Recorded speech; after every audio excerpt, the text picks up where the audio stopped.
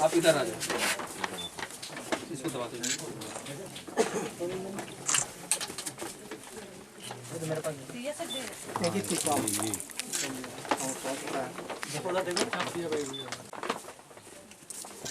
अब एक यही तो पीछे से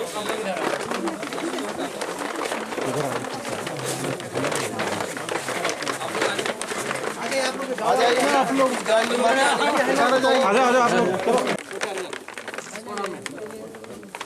yang nasi dia foto pasang apa kamera thấy nasi dia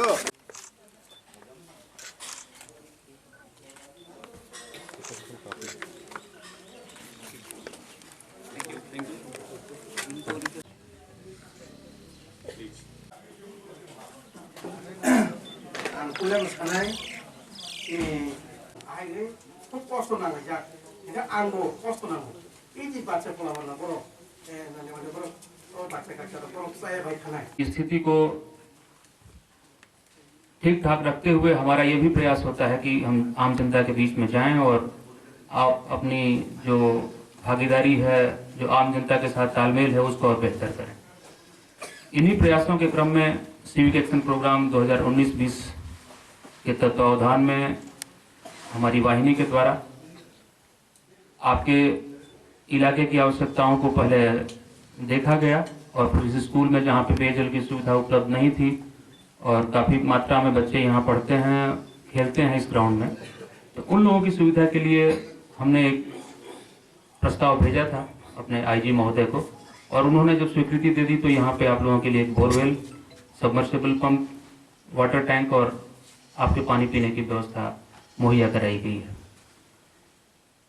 इसका मुख्य उद्देश्य है आप लोगों के साथ बेहतर तालमेल स्थापित करना और त्रिपुरा राज्य जो आज एक शांति और प्रगति के पथ पर अग्रसर है, उसके विकास में हमें और सहयोग देना है। आप सभी को पता है कि child is the father of nation. बच्चे जो है भविष्य के नागरिक होते हैं, भविष्य के निर्माता होते हैं। तो इन बच्चों को अगर अच्छे इन्वायरमेंट में पाला जाए, अच्छे इन्वायरमेंट में रखा जाए तो निस्संदेह आने वाले समय में एक बेहतर नागरिक के रूप में अपना योगदान ये देते रहेंगे।